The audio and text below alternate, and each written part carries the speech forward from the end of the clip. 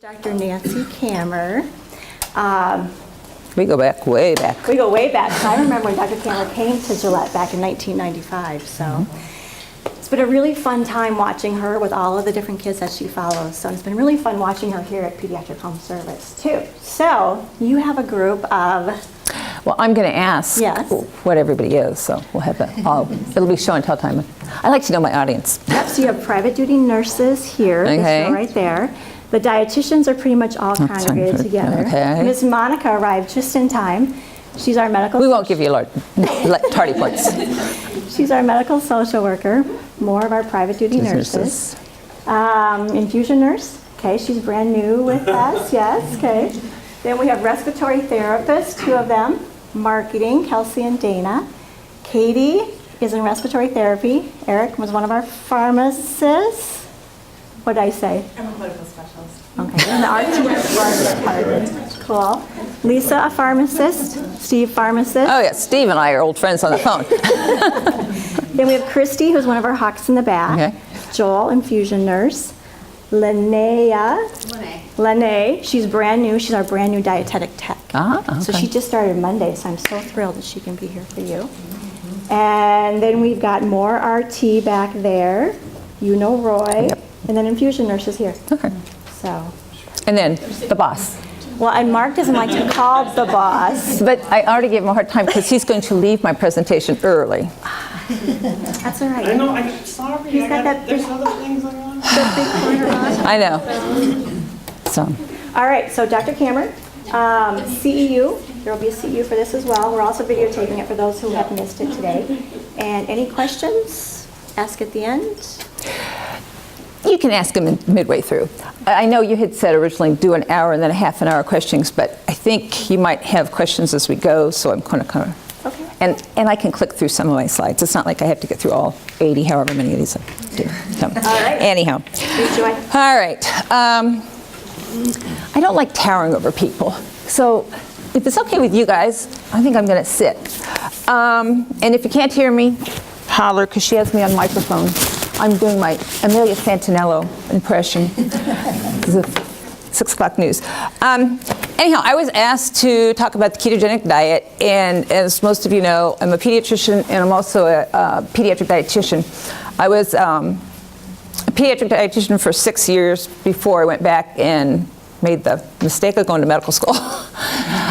No, it's been good. And it has worked out to be a good combination at Gillette because so many of the kids I take care of have G-tubes. And of course it's worked out well because we have the Ketogenic Diet team there. So that's what I'm here to talk about. And apparently if I click too fast, I cannot go backwards because the reverse button is broken. And We can do it from back. there, okay. So anyhow, basically, I'm going to tell you the what, whys, and hows of the ketogenic diet. I do not expect you to be able to pass the test at the end of this, so you can relax. And then I already figured out, because I was kind of wondering how many dietitians, how many nurses, pharmacists, but I now have a feel for the population. And of course, because we're getting continuing ed credits, I have to touch up some objectives. So, verbalize understanding the purpose and the benefit of the keto diet, understand the physiology of the keto diet as much as we understand it, because nobody really understands the whole thing, and understand the dietary and pharmacy exclusions considerations on the ketogenic diet. So, I refer you to your handout. It's pretty comprehensive and you can jot down notes. There's a couple slides that didn't come out very good when they got printed, but you get the gist of it. This is going to kind of an outline of what we're going to, I'm looking at my clock, what we're going to talk about today. History, physiology, candidates, induction, side effects and complications, which can be a presentation of its own. Labs, imaging, teaching. Probably the most important one up there is reassessing and revising the plan. It's never carved in stone. Special circumstances, resources, and then questions. And at the end, if you want to look at some of the resources, I did bring some of them so you can, if they interest you, you can come and see what they look like. All right, the history. Who knows when the ketogenic diet started? If you go back to biblical times, there's mention of people with quote-unquote fits, because that's what they used to call seizures, having less seizures because they were starving. And so people put 2 and 2 together. The formal keto diet as we know it today was back in the 1920s. And if you stop and think, back in the 1920s, I don't even think they had good old phenobarbital back then. The keto diet's kind of waxed and waned in its popularity. When I was an undergrad at Ohio State, which was in the late 70s, they were using the keto diet at Children's, well, it's now Nation Children's, but it was Children's Columbus, Ohio, when I was there. And then when I got out and was practicing, it kind of had faded out because there was a lot of new drugs coming out. And so it's waxed and waned. It's really been strong for about the last 20 or so years, and primarily due to the Charlie Foundation trying to educate people. I'll talk more about the Charlie Foundation. So anyhow, basically the ketogenic diet is an attempt to mimic starvation, except we still have to have the kids grow, and that's the challenge. Whenever on some of the PAs when I write for the formula, I always say, and this diet is used at Johns Hopkins Hospital, because some people think, oh, you're just one of those sugar freaks. I'm not a sugar freak. And that sort of adds credibility. Johns Hopkins has probably done the most in the 70s with, and they were that's the people that have done the most with getting it back into circulation, and then with the Charlie Foundation. So there's a little bit of history. The basics, obviously, everybody knows from sometime in our schooling that the brain usually relies on glucose for energy, but we're going to shift the brain over. Obviously, in starvation, you use up your glucose and your glycogen stores, and then you start utilizing the fat. So basically, ketone bodies are a byproduct of that whole metabolism, and we want to shift the body into recognizing ketone bodies as their source of energy. And again, it's sort of, when we think of using ketone bodies, a lot of people think of trying to lose weight, like on the Atkins diet and stuff. From that respect, and it is got some similarities but it's differences, because obviously we're talking about kids that need to grow. The bottom line is, despite all the wonderful theories, nobody really knows how it works. Every couple of years there'll be a new theory that, oh, it's the ketone bodies and blah, blah, blah, blah, or oh, it's because their blood sugar is lower. Bottom line is, we know the ketone bodies have something to do with it, but we don't know the exact mechanism. Obviously, somewhere somebody will laugh at this presentation in 10 years because they'll be able to tell you the exact neurotransmitter receptors and all that it's impacting. Suffice it to say, it does work, and I'll talk a little bit about statistics in a bit. There's, as far as picking who is a candidate for it, there are some, most of my kids are people with epilepsy, but there are other metabolic problems that the ketogenic diet's the first line of treatment, and that's with the glucose transporter deficiency, pyruvate and dehydrogenase deficiency. There's also, in some areas, using it as a first line for infantile spasms.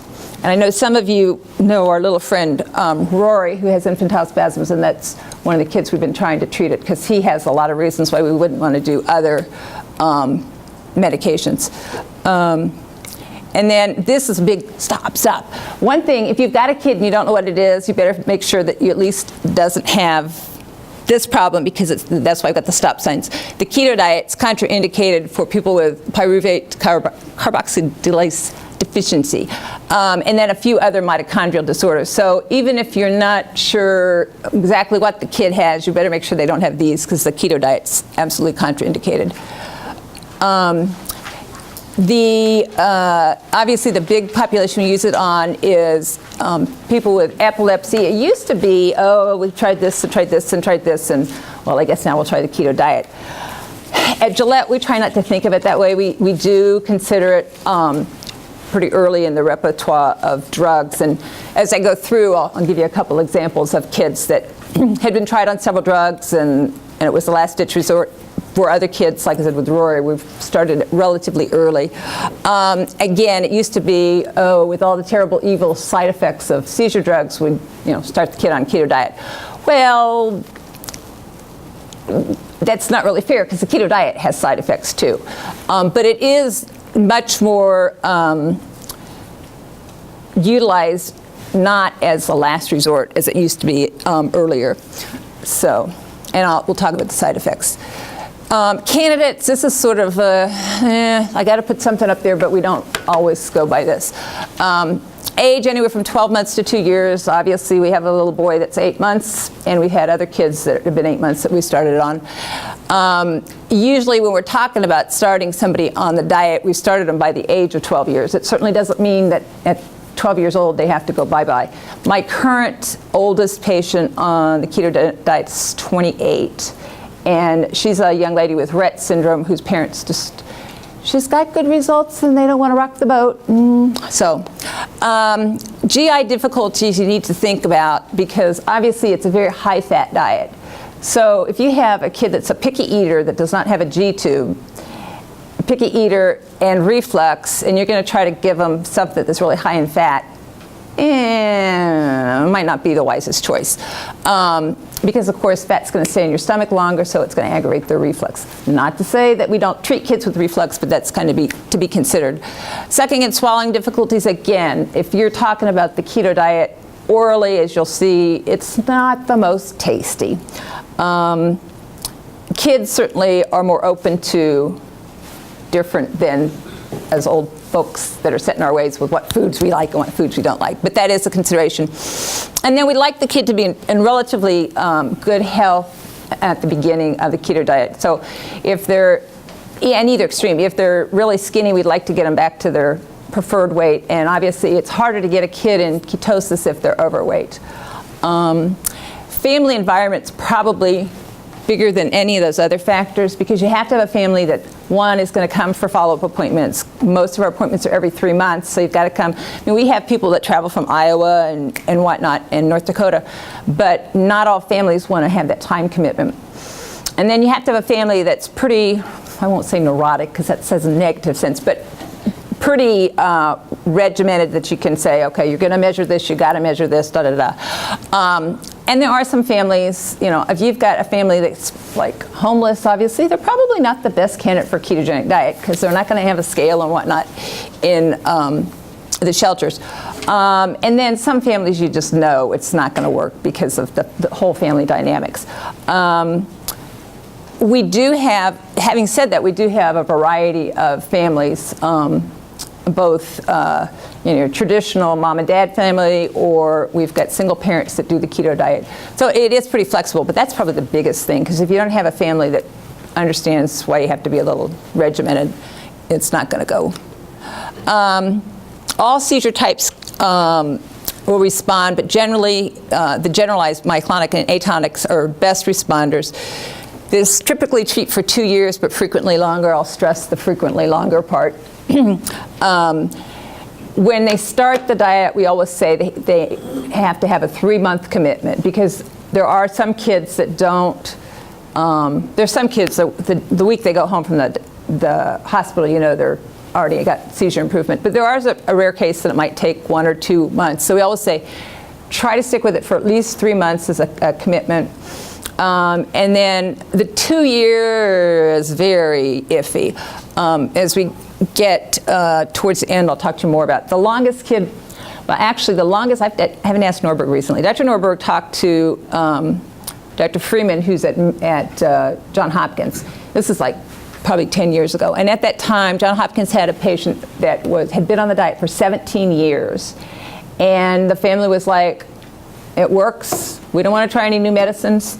And obviously, we think of the diet as another medication. So it's just picking what side effects you can live with.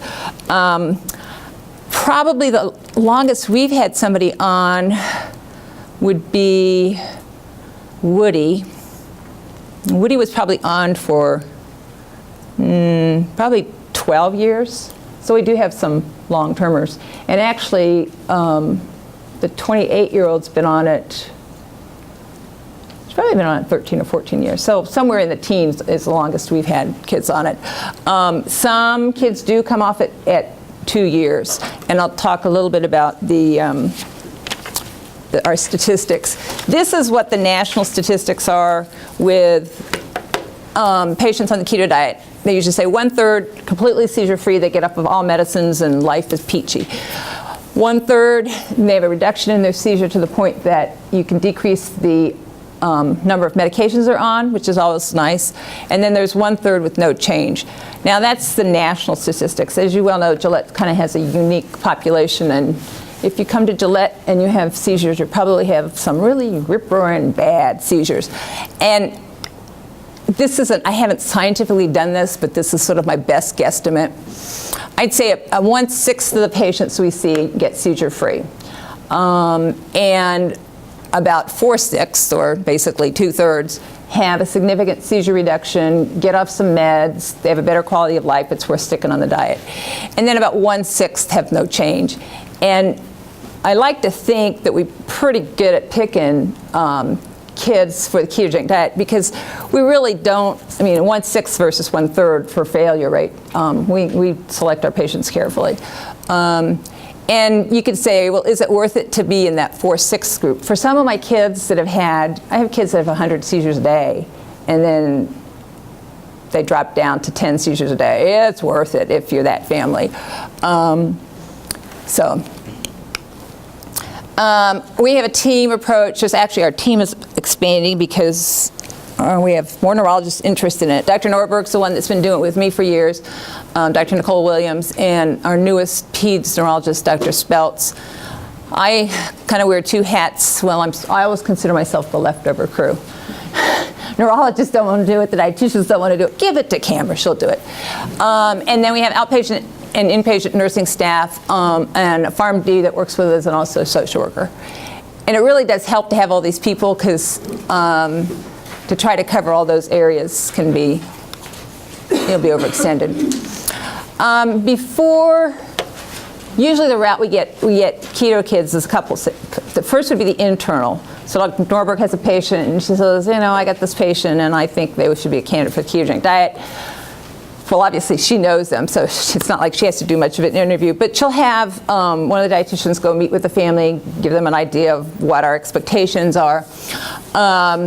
Sometimes it's a family that somebody else has referred to us, and you know, if transportation issues a big deal, we might talk to the family on the phone and get a feel whether they really know what they're getting into, because again, their primary neurologist in their smaller town or their primary care pediatrician may recommend it but not have a clue what it involves. So we do like to kind of screen people and explain, okay, these are our expectations. You're going to come in the hospital for 4 days. You have to be there for teaching, et cetera, et cetera.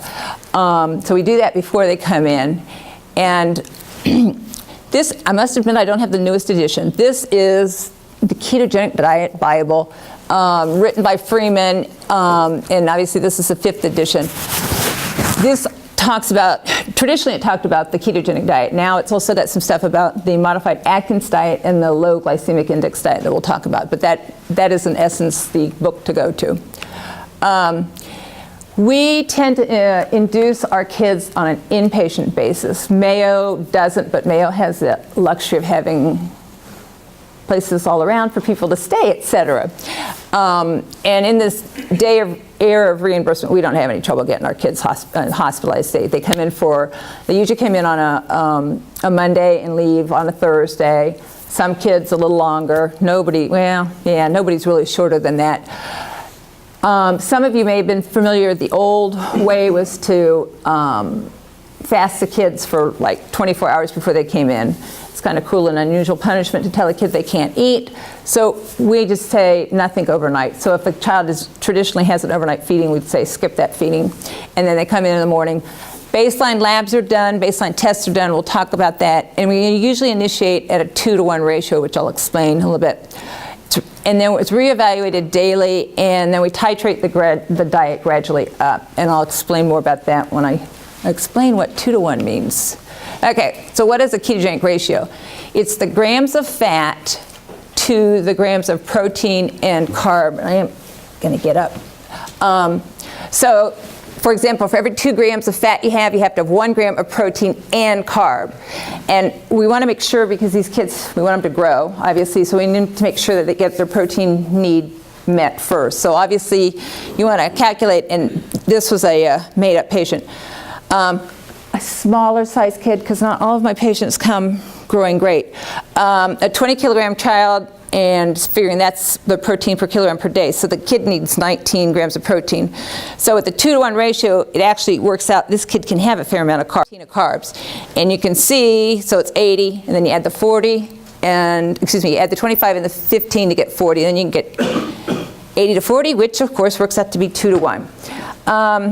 The good thing is calculating the diet nowadays is a lot easier than when I was a dietetic student, the old when I was a dietetic student story, because of Beth's work with the keto calculator, which we'll mention as we get in. But that's when we talk about a ratio for every gram of fat, for every 2 grams of fat, 1 gram of protein or carb. So obviously, as you go up on the ratio, it means less and less carbs. Charlie Foundation, I've mentioned. Charlie is an actual young man. He's now in his 20s, who was immensely helped by the keto diet. Some of you older people may have remembered a made-for-TV movie that had Meryl Streep in it, First Do No Harm. And that was a movie that Charlie's dad, who happens to be a Hollywood producer, made, not based on Charlie, but based on another young man that had to fight tooth and nail to get somebody to pay attention that this keto diet wasn't just, you know, some quacky thing. And so in honor of his son and his dedication that keto diet has been so helpful for his son, he made that movie, which was a good PR thing with Meryl Streep in it, and he started this foundation. And basically, it's called the Charlie Foundation to Cure Pediatric Epilepsy. This is probably the best PR. I mean, it's kind of nice to have some Hollywood guy in your back pocket promoting something like that. And it really has been helpful. And they have done a lot for sponsoring continuing education. There is now, let's see, first, second, it'll be the third, it's every other year, international conference. I spoke at the one last year, which was in Chicago, and no, it wasn't last year, it was the year before. 2012, I spoke. And this year, we're jumping the pond, and the British similar to the keto, to the Charlie Foundation is sponsoring it. It's going to be in Blackpool. I'm kind of hoping to go because I have relatives that live down the street. So, you know, medical education and then see the relatives because my mom was English. So anyhow, keto calculator is something, and for the dietitians, they're probably the ones that are most interested in the keto calculator. When we get done and everybody else leaves and just the dietitian folks, I'll kind of show you a little bit about the keto calculator online. But it really does make the dietitian's life easier. It makes my life easier because for a while I didn't know how to use it. And if Carrie was off on a weekend and I was switching somebody's diet, I would do the whole calculations with my calculator. I thought, wait a minute, I got to learn how to do this. So now I just use the keto calculator too. When the kids come in, there are certain things that we do. Obviously strict I and O's. We do ketones and specific gravities every void. And part of that's because 99% of my patients are not toilet trained, so you sort of got to get the pee while you can. And we usually just put cotton balls in the diaper. Of course, the nurses can't put cotton balls in the diaper anymore because somebody sent a urine specimen that had a cotton thread in it, and it jammed up the machine in Regent's lab, and they weren't too happy. So now we have to use little cotton squares, but like gauzes. But I still think cotton balls are easier to collect. And parents, it's easier for parents to do at home. It's just to do a cotton ball, and then they can check the ketones and the specific gravities. Initially, we do glucose checks before each meal and at 2 o'clock in the morning, which is kind of cruel and unusual, but it's only for a couple days. Remember, our brain is used to using glucose as its substrate, and so as you're getting used to dealing with ketones, you can have episodes of hypoglycemia. My definition of hypoglycemia and the rest of the world's definition of hypoglycemia is a little different. We don't even blink an eye if somebody has a 50 blood glucose. We don't even blink an eye 40 if they're asymptomatic. And in all the years I've done this, which has been since I've been at Gillette, so 18 years, I've only had one patient that got low blood sugar, and she's kind of one of those kids that always likes to do things different. So we do it because obviously that's our big worry. But as soon as we've done it for 2 days and they haven't had low blood sugars, we don't do it again, except if they're symptomatic, which, like I say, is rare. And obviously just reviewing some of the signs of low blood sugar. Lethargy and nausea and vomit, it's kind of getting a little bit into the side effects. But again, if you're not used to dealing with ketone bodies, you can get kind of nauseous because it's like, it's basically, think of Dr. Sheridan and I. He doesn't like ketone bodies because he's an endocrinologist. But I mean, you think of the classic diabetic ketoacidosis. They're nauseous, they're vomiting, they feel like crap. And so in many respects, you might see some of those early symptoms when you're inducing the diet. Choosing a consistent time, and the reason I say individualized is, yes, a lot of people are on the 4 meals a day. Some kids are on 5 meals a day. I have one of my favorite patients who is on kind of a strange routine, but it works for him. They give him a feeding like 10 o'clock in the morning for about 3 hours. Then after school from like 4 o'clock to 7 o'clock, they give him a feeding, and then he gets a feeding through the night. It's not continuous because he does have those breaks, which is what's so important. But obviously that family uses a routine, and it's kind of the same thing day in and day out. Okay, getting started. Again, the ratios, we usually start at 2 to 1, and then we go to a 2.5 to 1. We may stop there. If the kid's got great ketones and is starting to show decreased seizure activity, it's like, why push the envelope? We used to push the kids a little harder, but obviously the problem is if you push them too high, then you're going to have more side effects. I have put kids on worked them up to a 4.5 to 1. That's pretty restrictive as far as carbohydrates go. It's easier to do with the G-tube fed kids than the oral kids. 75 to 100% of the RDA, and I sometimes say it's real iffy because, again, so many of our kids, the best point to base it on is how many calories they've been growing on in the past, which of course doesn't always fit the RDAs because my patient population is unique. If you would have had me talk probably 16 years ago, I'd say, we'd fluid restrict the kids. That was what was recommended in the past, to fluid restrict them, because they thought you could stay in ketosis better. And all it did was make more kidney stones. So we get the kids up to 100% of fluid, and then once they're tolerating that, we really like them to get 120%. So 1.2 times maintenance fluid. I don't like kidney stones. And so we keep them fleshed out. Okay, monitor labs, and we talked about the blood glucose, and again, we monitor their electrolytes, urine ketones, and the BOH is beta hydroxybutyrate, which I'll talk about a little bit more. The family education is probably the biggest thing that Carrie and I and the rest of the team spend our time on, and then looking at what supplements they need. Obviously, if you're an oral kid, you're going to need a lot more supplements than if you're on one of the formulas, because the formulas are vitamin fortified, but you have to crunch the numbers. Again, for the dietitians, it's really nice because with the keto calculator, you can just punch it in and it reads it out, and you can go, oh, okay, they're not getting this. A lot of people don't worry about things like selenium and magnesium, but if you're on a strange diet, those can become significant. And I'll talk a little bit about that when we do the side effects. No excessive carbs. I go around, no sugar, no sugar, no sugar, which is kind of an exaggeration, but once I shook a finger at an anesthesiologist, because they had sent a kid up with D5 in their IV, and I go, can't do that, can't do that, can't do that. We do have signs that we put on the child's door reminding everybody that they're on the ketogenic diet.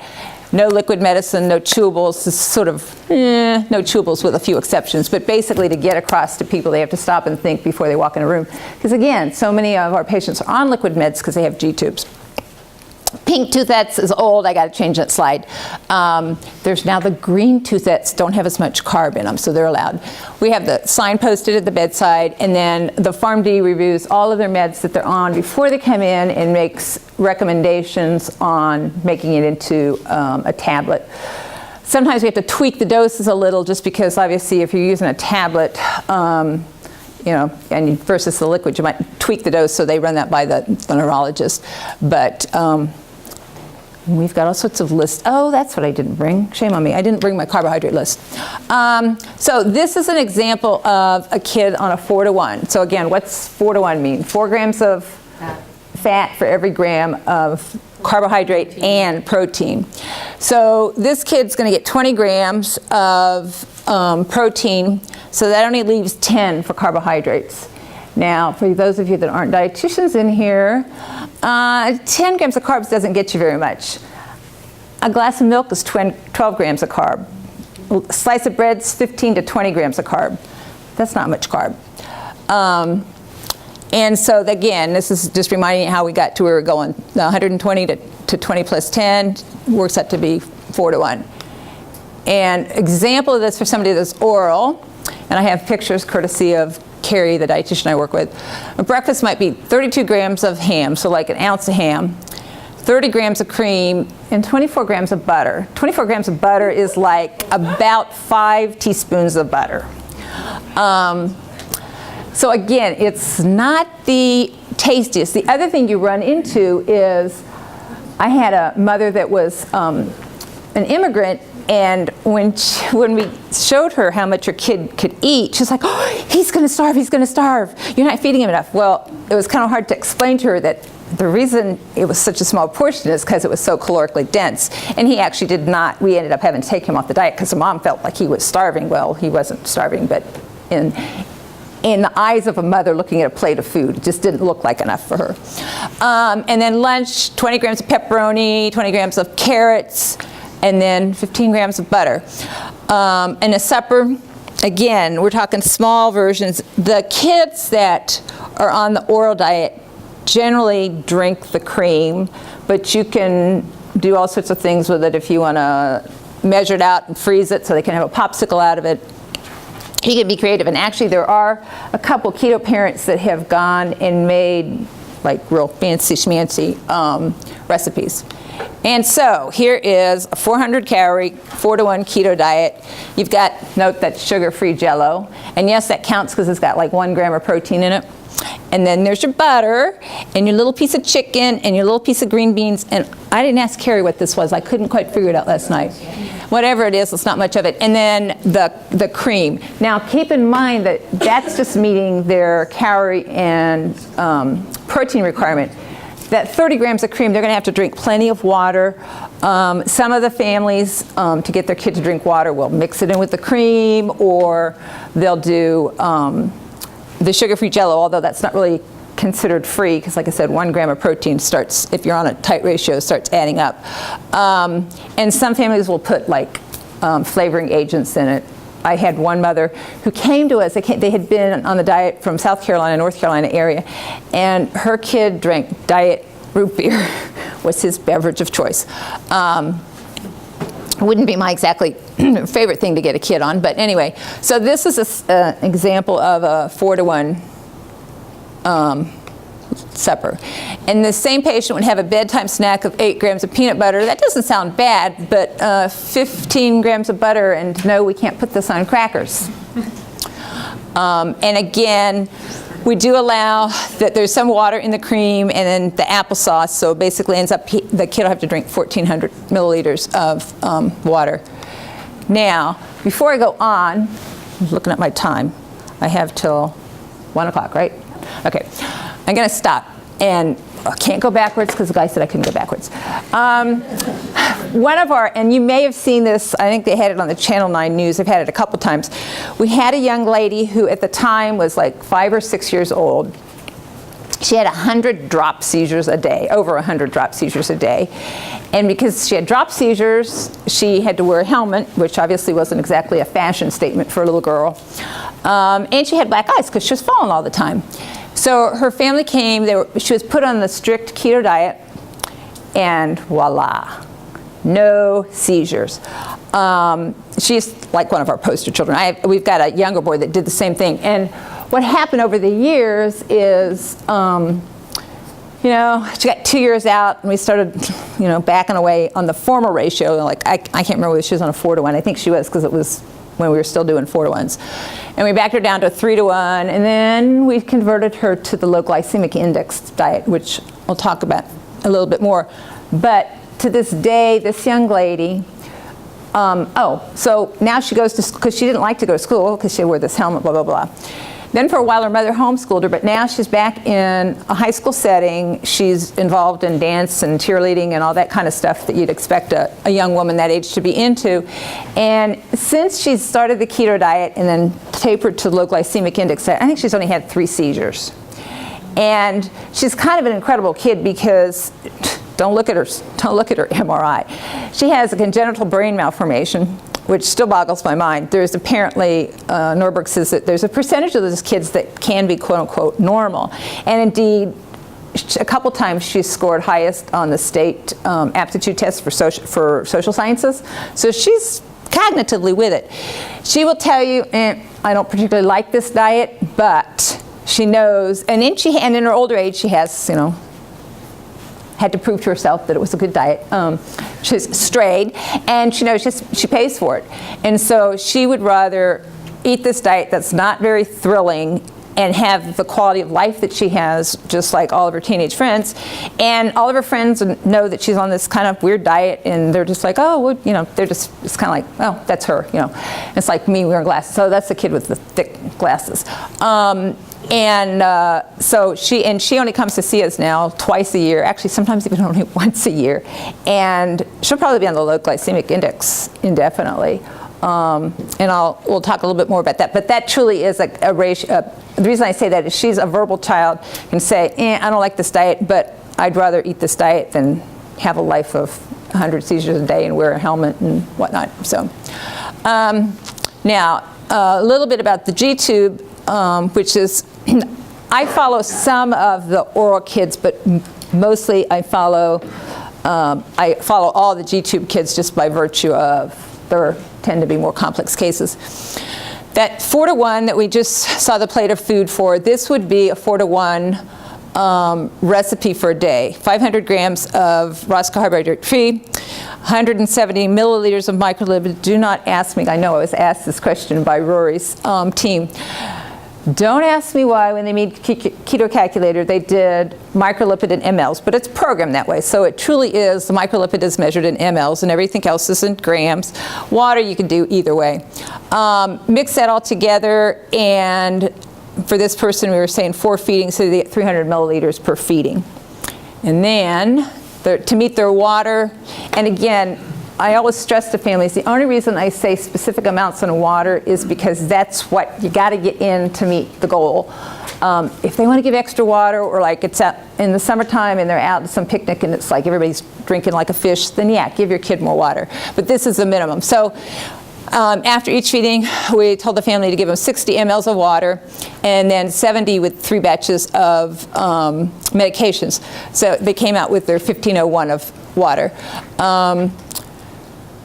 And actually, if you go back to my previous slide, this is their maintenance fluid. I would probably give them more fluid because I'm big on avoiding kidney stones. So once they tolerate this much volume, which you'd be surprised because a lot of families go, "You're giving my kid how much water?" But I would then bump it to 1.2, so we'd have to add another like 200 milliliters of water. So, and you're all familiar with these lovely products. Of course, Polycose is no more. So we do use sugar, which of course, when I say the word sugar to my keto parents, they look at me like I've just cussed. But it's just good old table sugar, since Polycose is no longer available. We generally use the RCF and microlipid routine. There is, sorry, the slide's not the best quality. There is the Keto Cows. I've had patients that have been on Keto Cow because they've been started at other locations, and we'll certainly keep them on that. We've just traditionally been more of an RCF and microlipid. I think it gives you a little bit more flexibility with playing around with your amount of protein, because of course you can plus or minus the RCF, which of course the RCF's got protein and fat in it, and then you get the microlipid. So I think it gives a little bit more flexibility. This is nice in the sense that it's a powder, and if you have a mother that you're not sure is going to be able to measure, or father, not not be able to measure things, but you can give them one thing to measure, then obviously it's the simple way. The other thing about the KetoCal, and it comes in 3 to 1, 4 to 1, it also comes in a liquid version, which is a slightly different fat composition. But the makers of KetoCal, Nutrica, hired a chef of the keto conference probably about 6 years ago. This chef, we were making things like, so they're allotted so much. The kids that are on oral diet, if they're not drinking cream, might be allotted so much of the KetoCal per meal, and if they choose to make it into a beverage, fine. If they choose to not put much water in it and make it into a little, thing that looks like a cracker or something like that, that's fine. It does give them some flexibility. Either of those are fine. Now, I'm just going to talk a little bit about our program. We give the kids an All About Me binder, which just ends up being that thick because it's got all the kids' information as they go older. But this is basically our ketogenic diet information handout. And I've got some of the pictures, but they're not the best slides, so you can come up later and look at that. But everybody gets this when they come in for their keto diet. I'm going to talk a little bit about complications.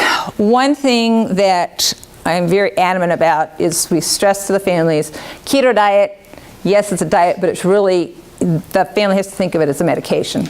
So it does have side effects, and some of the side effects can be pretty significant, but if you've ever heard the neurologist talk about the side effects on meds, we've got aplastic anemia, we've got pancreatitis. I mean, the meds have their significant side effects too.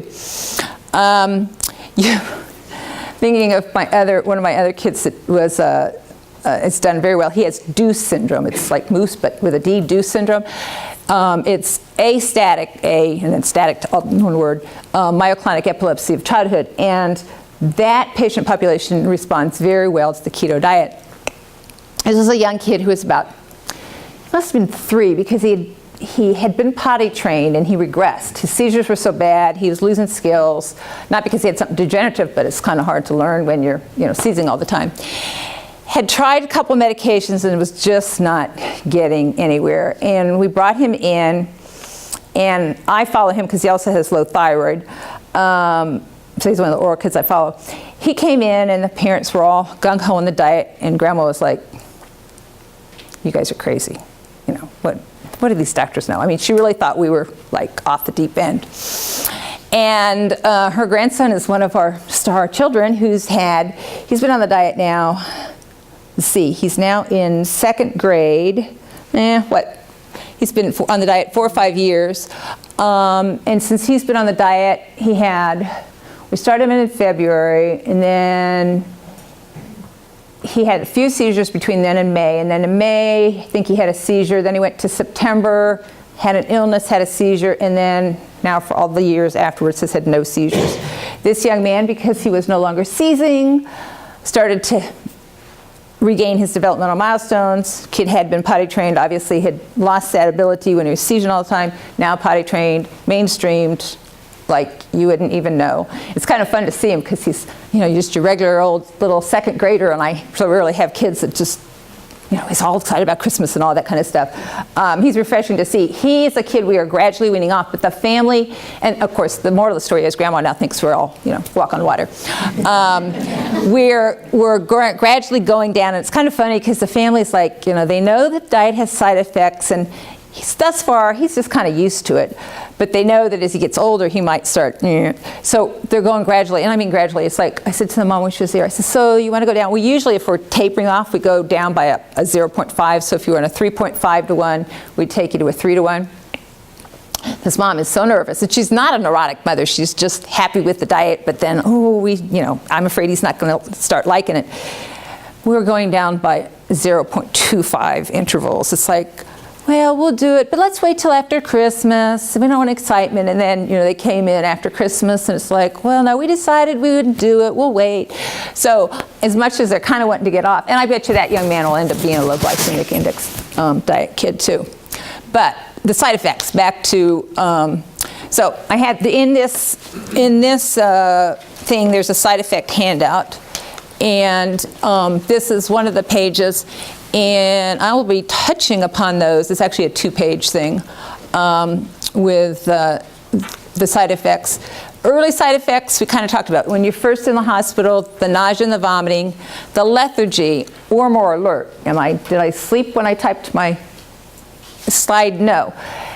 Again, some kids get lethargic because of the ketone body, kind of make them sleepy, kind of like a kid in diabetic ketoacidosis.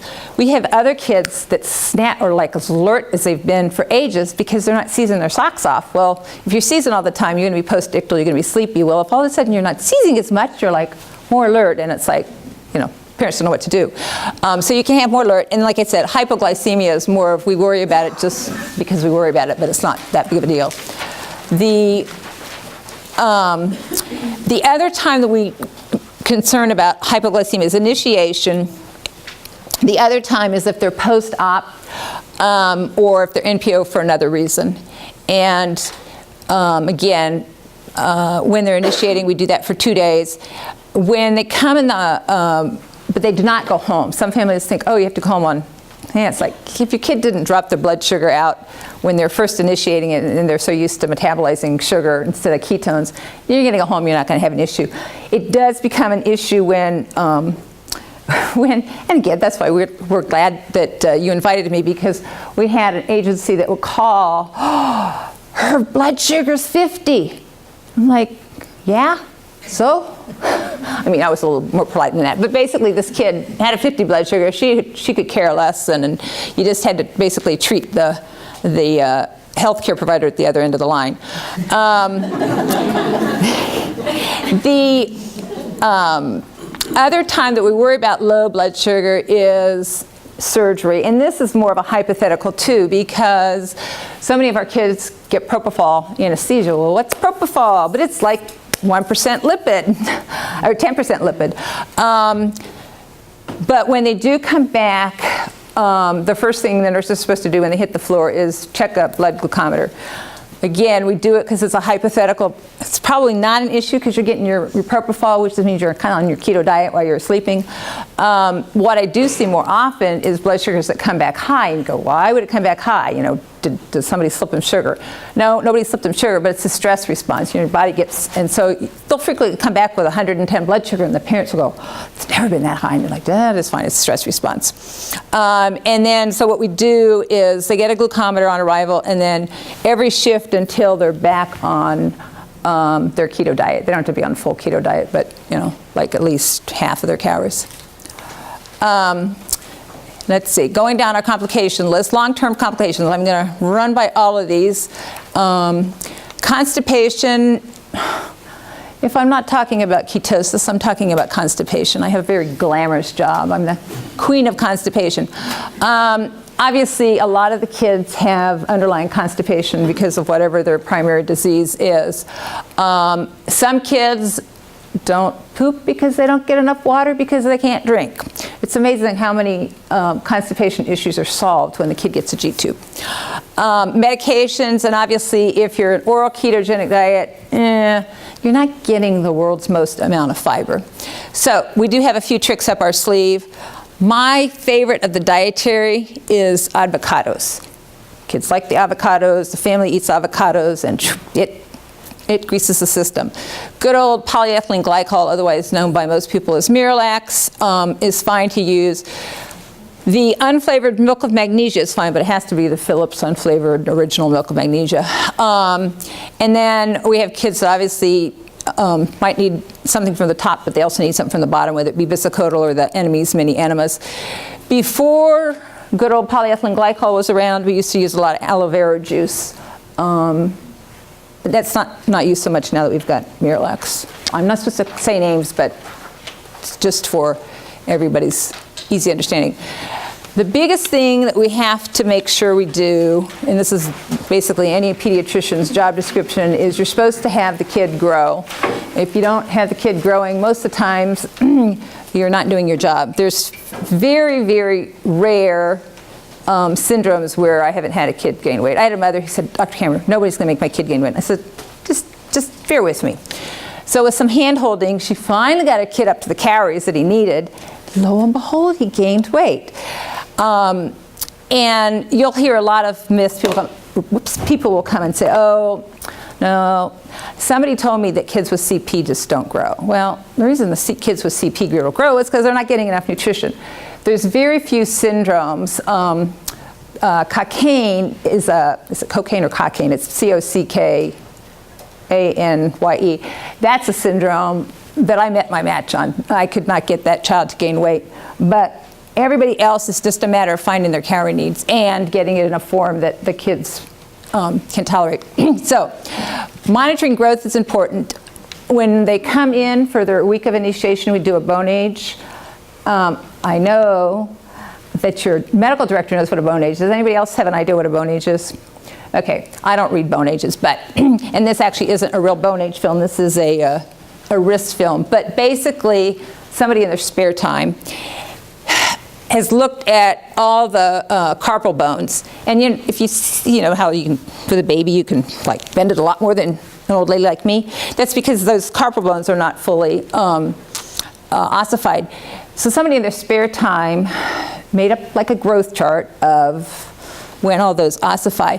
So basically looking at the kid's wrist, the radiologist interprets, and the kid might be 2 years old, but his bone age might be 18 months. Well, that's considered within normal limits. The reason we do baseline bone ages is because kids do have a tendency to have a slower linear growth velocity on the keto diet. They'll eventually catch up. But we like to know, if it's like, and sometimes we have kids that have a delayed bone age before we've even done anything to them. So that's like nice to know that while we're maybe contributing to their delinquency, we're not the whole cause. So we do those on initiation and then every 6 months. The other thing is once in a while you'll get an advanced bone age, which then makes you think, okay, what else is going on? And that's a whole differential diagnosis. Monitor, well, I put heights here, but we don't have too many kids that can stand. Lengths and weight, and I'm neurotic when it comes to growth charts. Potassium bicarb is helpful for managing the acidosis.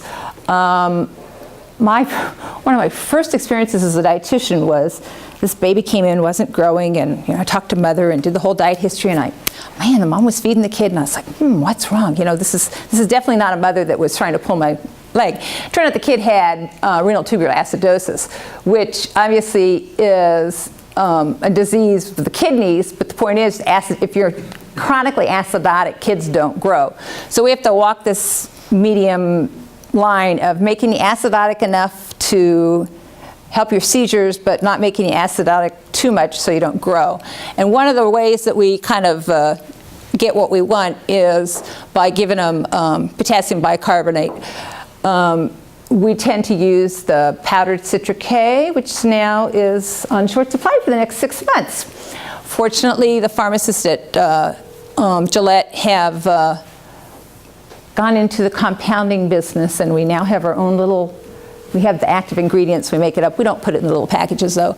And we adjust the citric K or the potassium bicarb based on their beta-hydroxybutyrate level and their CO2 on their electrolytes. We do once in a while do blood gases, but we usually can do that without torturing the child with an art stick.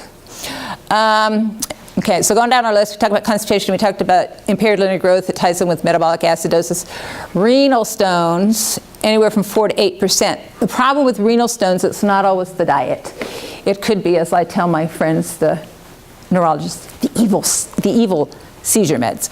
Topamax, which is topiramate, which is Topamax, zonisamide, which is Zonogram, those both have an increased incidence of kidney stones. Once in a while, we'll have a kid sent our way, and they're on zonisamide, and they're on Topamax, and they want to start the keto diet. And we're like, can we get rid of one of those drugs? So we try to have at least only one of these drugs, which is going to put you at a higher risk for kidney stones, and the keto diet. There have been extenuating circumstances where kids have been on both drugs, and then we just kind of like watch them really closely. They get a baseline that week that they're 4 days in the hospital. They get a baseline renal ultrasound because, again, some kids have had kidney stones, and I don't want to blame it on the diet if, Johnny's had kidney stones, but nobody ever checked. And if they do have kidney stones, then obviously we like to try to get rid of some of the offending agents, whether it be the meds, or in some cases we've had to stop the diet. But we can do a lot with the potassium bicarbonate. And one kid, he was an oral eater, and I got involved because they decided he needed a G-tube. And one of the reasons that sort of finally was the push that helped the family decide the kid needed a G-tube was he was peeing what looked like cherry Kool-Aid. He had such symptomatic kidney stones. Well, I think he was on one of these drugs, and he was on the oral keto diet, but he couldn't drink enough. And so the whole time that he was on after I got hold of him and got a G-tube, we did all his water through his G-tube and let him eat his oral keto diet. And he still has a tendency to have kidney stones. And actually, he did need surgical intervention with the ones that cause cherry Kool-Aid pee.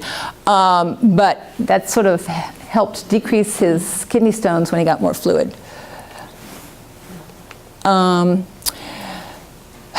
Multi-sticks, I haven't mentioned keto sticks because they sort of go without saying. The keto sticks, we have kids, when they're in the hospital, we do it every urine just because we're trying to find out when they hit ketosis. When they go home, it's just once either in the afternoon or in the evening. The multi-sticks were kind of arbitrary. We've said Sunday, it could be any day of the week, but just to keep us focused, we tell our parents on Sundays you've got to do the multi-sticks 10. It's got to be the multi-sticks 10 because apparently there's multi-sticks that doesn't have the 10 in it, that doesn't have the specific gravity. So to check for, oops, I didn't change that. That's not supposed to be RBCs, it's supposed to be, it's blood. It doesn't check for RBCs, it checks for actual blood. And for specific gravities, and then obviously if they've got that stick out, they can do the ketones once on Sunday. If there's any blood in the urine, we tell them to repeat it the next day. And if there's still, we're talking microscopic, of course. If there's microscopic blood according to the multi-sticks and they repeat it on Monday and it's still got blood, they need to contact us. And what we need to do is send them to their primary care pediatrician or family practice person for a UA, just to see, A, do they have a urinary tract infection, or no, is it the beginning of a kidney stone?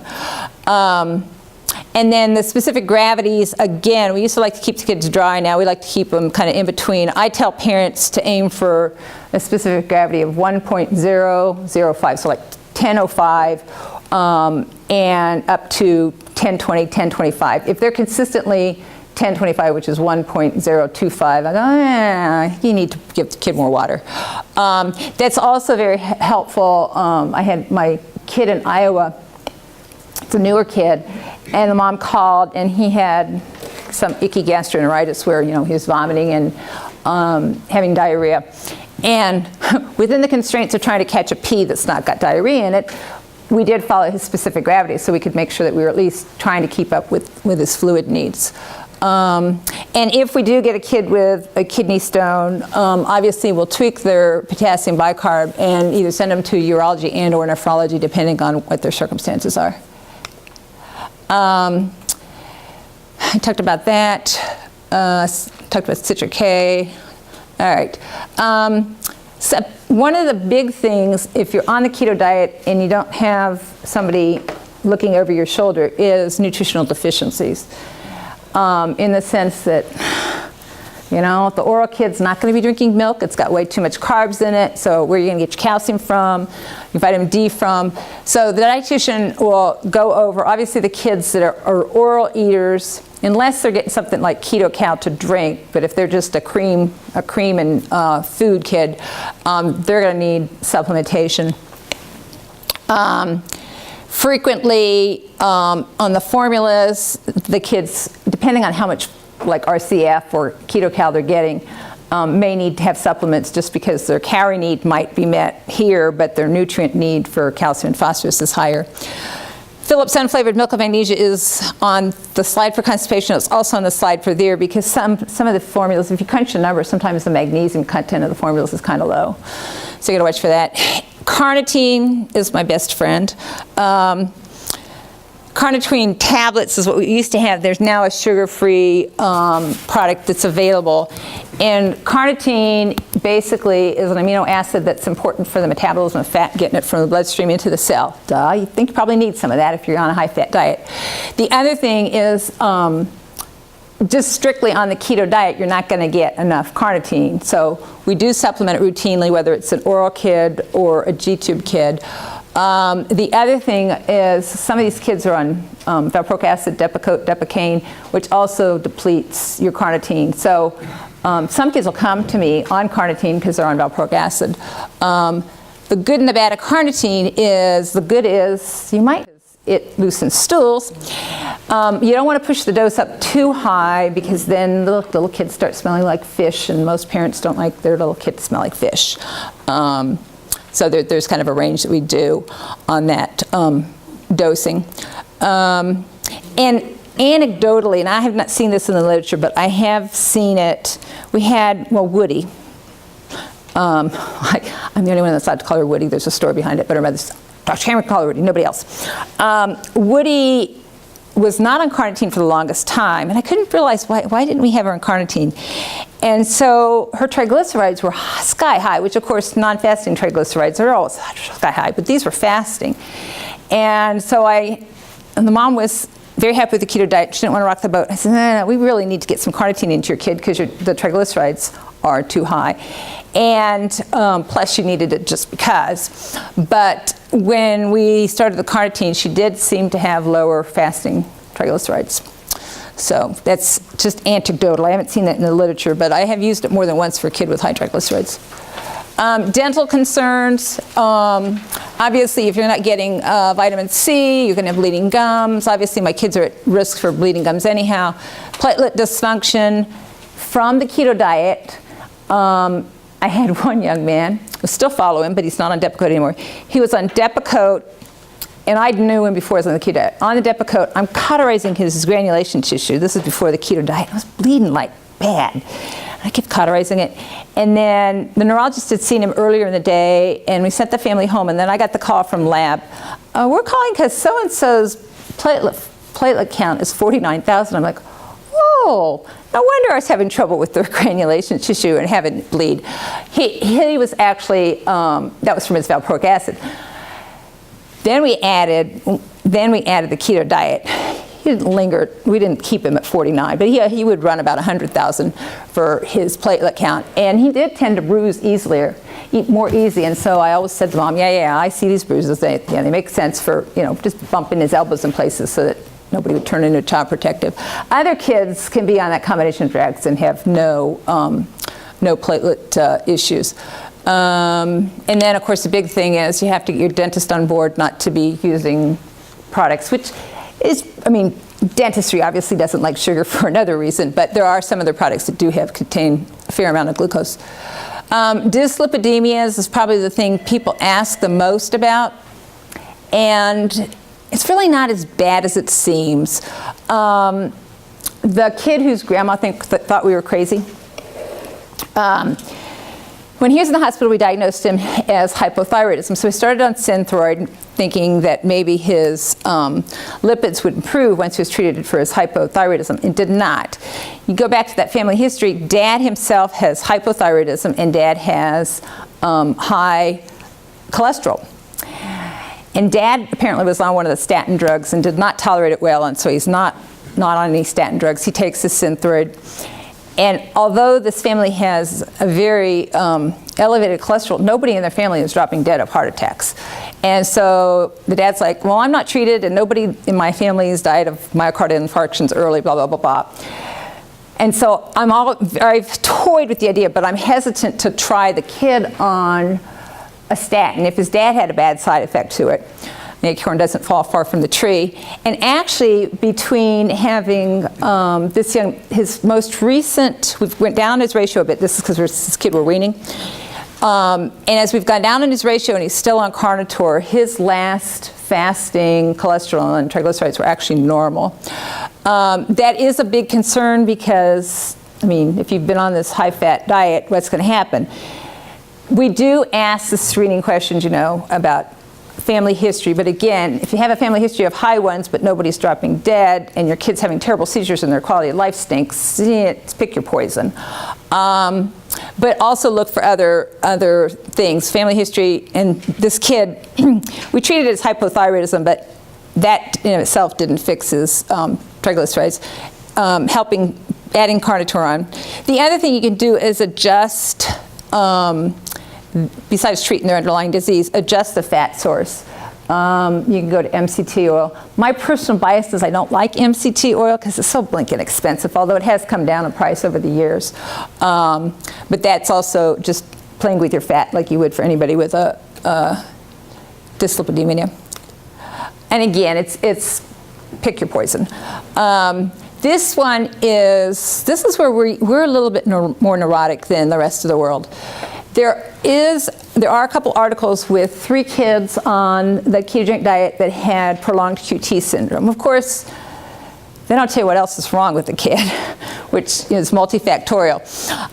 So we do, again, when the kid's in the hospital for the first 4 days, we do a baseline EKG, and then after that, we do it when they come back for 1 month for the recheck to see if they've gone into any abnormality. Then otherwise, we do it once a year. The other compounding thing is a lot of the epilepsy syndromes that respond to the keto diet also happen to have cardiac issues. Rett syndromes, those girls famously have arrhythmias, and Dravet syndrome, those children can also have. So hopefully those kids, before they even started, like before we even knew them, have had a screening EKG somewhere in their life looking for that. We've had a couple kids that have had questionable arrhythmias, and then we've done a Holter monitor for 24 hours and it's turned out okay. But it is something to be concerned of. The other thing is in my trivia, it's my second most favorite trace element, my favorite zinc, but my second most favorite trace element, selenium.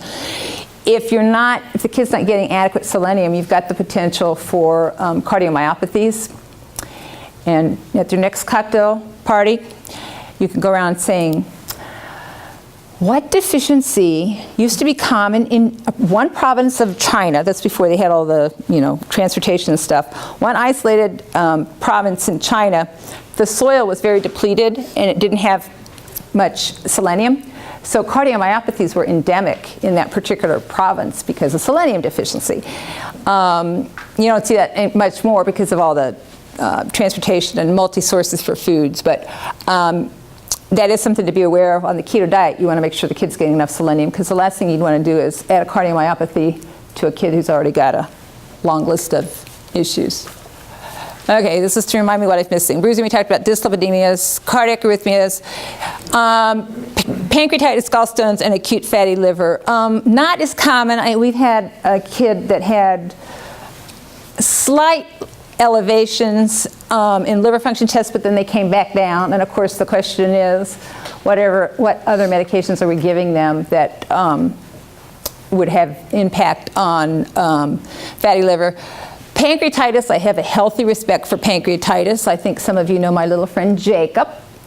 And Jacob is a young man who has congenital cytomegalovirus, probably the worst I've ever seen. I mean, I've seen a lot of kids with congenital CMV, but his brain malformation is remarkable. We started him on the ketogenic diet when he was 13 months old. He initially had good response to it. Good response as in he was seizure-free for months. And over time, it seemed to wear off. So we're starting to go down on his ratio. And the next thing I know, we're admitting him because he's in total body failure because he had pancreatitis. It just came on like that. And this is a child that's had 9 lives. And more than once have I rallied the troops and said, this might be it. And I really thought that it was it. Dr. Weichel and I both raised our hands as potential guilty partners. One, obviously it could have been the keto diet, although like I said, at the time he was on a much lower ratio than he'd been on in the past. And he also happened to be on valproic acid, which we know can cause pancreatitis. Plus he was on about 3 or 4 other anti-epileptic medications, some of which also had liver side effects. So you don't see that often, but if you see it, you won't forget it. The labs that we monitor, these are the same ones we check when they first come in, and as they return to keto diet clinic. We don't do vitamin D and the trace elements every time, but the first, everything except the 25 hydroxy D line we do with each visit. And we also do urine analysis with microscopic, so we can see if there's any microscopic hematuria, so we can tweak their potassium bicarb. A urine calcium creatinine ratio to help us make sure they're getting enough water, and then urine uric acid level, and of course we get, I think I left it off the other side, we do get a serum uric acid, so we can kind of compare, see what they're trending. Imaging studies, we routinely do the renal ultrasounds again. Renal ultrasound when they come in the hospital, and then every 6 months. If they're a kid that we know has stones and we're watching them closely, we'll do it every 3 months. Bone age is initiation of the diet, and then every 6 months until you get to be the age when it's no longer useful. They only have standards for bone age up to like 15 or 16. ECGs, baseline, and then one at when they come back for their first 1 month visit, and then after that it's annually unless there's concerns. I tossed in a video EEG here. I shouldn't say routinely. It kind of depends on where the kid's at. We might do an initial video EEG if it's some kid that isn't ours and we don't have previous EEGs. But that's less routine than the other ones.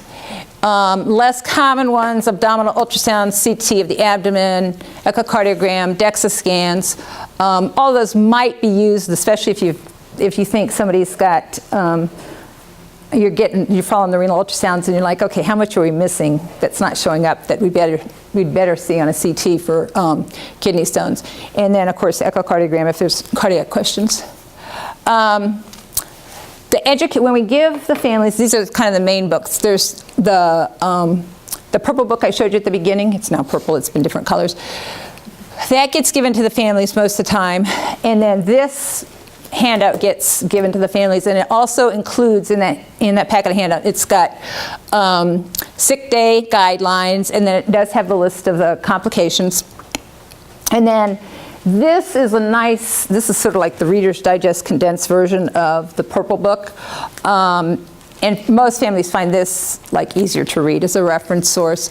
And then we do have them keep a monthly diary where there's a place for ketones, and then obviously on Sundays there's a place for specific gravities and presence or absence of blood.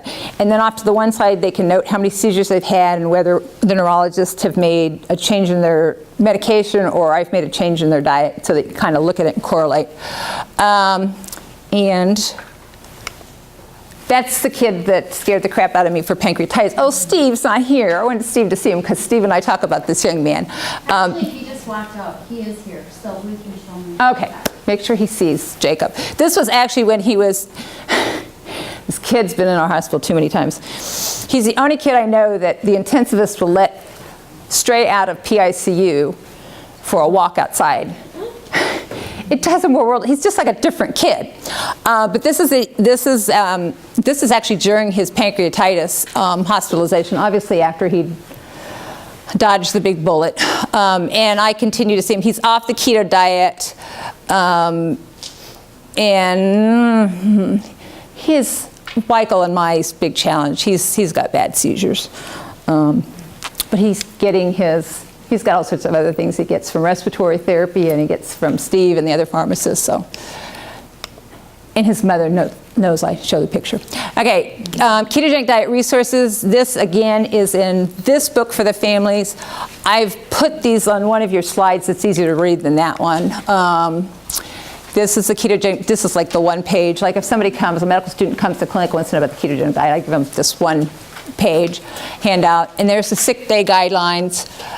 There's the flow sheet where I said that there's the date, the ketones, specific gravity, blood in the urine, medications, addition or changes, number of seizures, and then comments like, kid getting sick. Well, a lot of the kids, if they're getting sick, their seizure control change.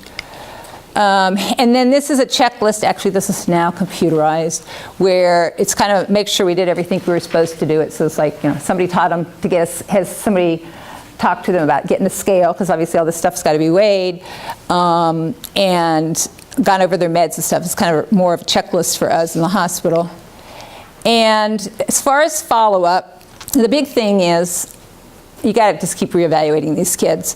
I said 1 month after discharge, and then every 3 to 4 months. And then I kind of already went through this, but basically it's just a nice summary of bring their seizure record to clinic, we'll get their weights checked. Every month is kind of iffy. I've got 2 kids right now. One's a little person. He's getting weighed once a week. And then I've got a kid in Iowa who I'm getting weighed every 2 weeks. He's a little older. Both of those kids are having trouble gaining weight, so I've been tweaking their diet over the phone.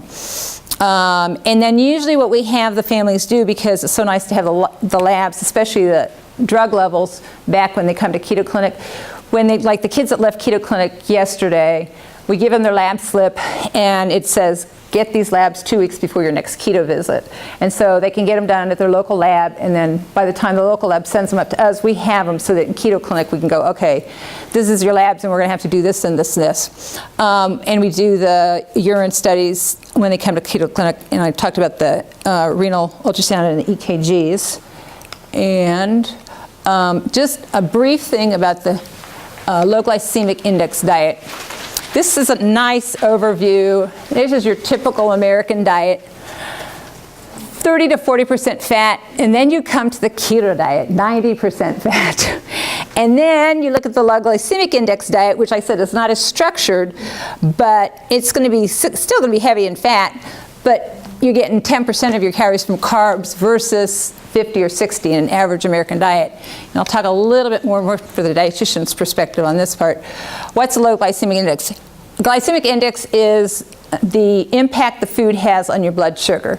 Now you guys all know that if you eat a spoonful of sugar, it's going to make your blood sugar go up much quicker than if you had some oat bran muffin. And so somebody's gone through and given these all numbers, and also the cooking method also impacts on its glycemic index. And this is just an example. Usually people on the low glycemic index diet, we prefer that they pick foods that are labeled less than 40. And so you can see why, pineapple, it's not got quote-unquote sugar in it, but it's got a lot of fructose in it, so it's going to affect your blood sugar. So my young girl that's on the low glycemic index diet is, picking the foods, basically, it's like here, Fruit Loops. I mean, Fruit Loops is going to affect your blood sugar quickly, but that's kind of the concept of it. And this is a picture. If you go back to the other picture, you can see this is a 400-calorie low glycemic index diet. This is courtesy of Carrie, the dietitian, where the person can have milk. It's skim milk. Excuse me, not skim milk, it's whole milk. And then they've got their sugar-free Jell-O. They've got a fair size of green beans. They still have a generous amount of butter on whatever their other item is. But let's compare this.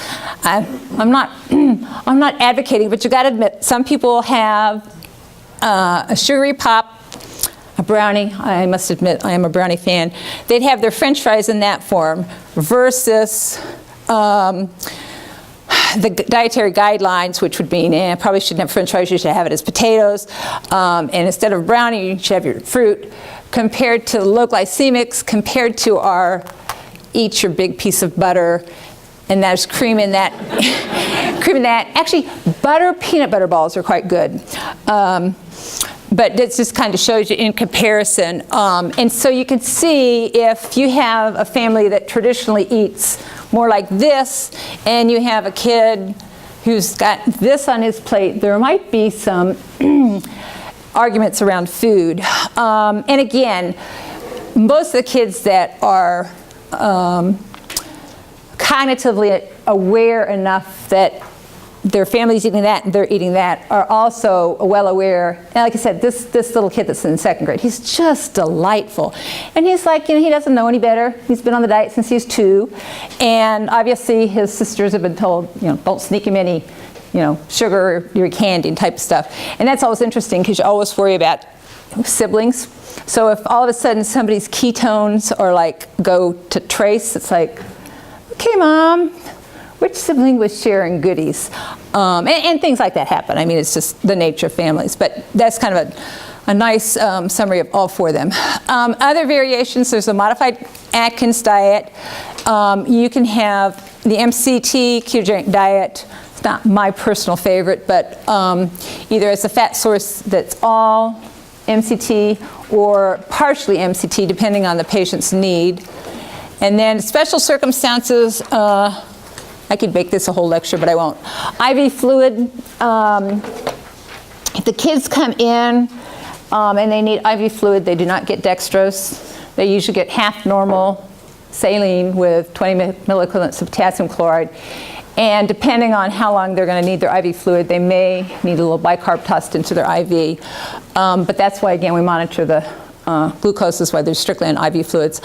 I have been known to do keto TPN, which, of course, first couple times I'm breaking every rule you ever knew about TPN because it ends up being 90% fat. And you're thinking, you're mainlining them fat? I mean, it still makes me a little nervous, but you think these kids are used to having 90% fat. And I've got kids through surgery. We had one young lady who has Dravet. She's kind of actually higher functioning. She can walk, she can talk more. Acts more like a 6-year-old. But she eats orally. And we knew she would not tolerate an NJ. I mean, she would rip that puppy out as soon as you put it down. But she was having the big spinal fusion. And so against my, I'm sort of like, if the gut works, use it. But this was like, okay, I understand this kid's circumstances. We'll bend the rules. So I actually gave her keto TPN for like the first 5 days post-op, and she did fine. And her mother's very superstitious, but her mother really just, yeah, I swear that's why she healed up so high. Good. And I'm like, yeah, sure, what? We had something to do with it. I don't think that was all of it. I think the surgeon's expertise was probably more important. And then resources, I've got these last couple of slides I'm going to buzz through because they're mostly just so you guys know what's in your handout. There's more and more journal articles coming out on keto diet. There's the introductory books and the more detailed books, CMEs, and then organizations. This is references from some of the stuff I've included in this diet, included in this presentation. So you can just, if you're really interested in it. And then the books, this is, I mentioned, the big purple book. And then the other book I have up here and this leads me to my next slide. This is from Matthew's Friends, which is the British version of Charlie Foundation. And that just came out. I got that a year and a half ago. These are the organizations that obviously there'll be information for families that are like, okay, grandma thinks we're crazy, send them to these various websites. The Epilepsy Foundation has stuff on the keto diet. Obviously the Charlie Foundation, and then Matthew's Friends is the British version. And that mom's really neat. She came and spoke to the dietitians about how she had to fight for it, and it's just kind of interesting. And then those are the resources, so you have them in writing on your handout. And let's see, I'm supposed to see if I did everything on this list, and I think I have, except for questions. Remember, no sugar, but that's kind of an overstatement. Questions? Feel free. If you guys got time constraints because the boss is gone and you've got to start doing your work, leave. If you have, if you want to ask questions now or come up after, either one's fine. I have a question. Yes. Don't make it too hard or I'll cry. I said, don't make it too hard or I'll cry. I was just wondering, for patients who have been on it really long term, 10, 15 years or so, do you see any, I know they're still really young, so maybe it's not applicable, but do you see increases in LI or cardiovascular disease? Not enough information. Thus far, we haven't, and like I said, this is why I have to ask Norberg, because it was 10 years ago she talked to Freeman in Baltimore about this kid that he'd had on for 17 years. And so there's not the data, you worry about it.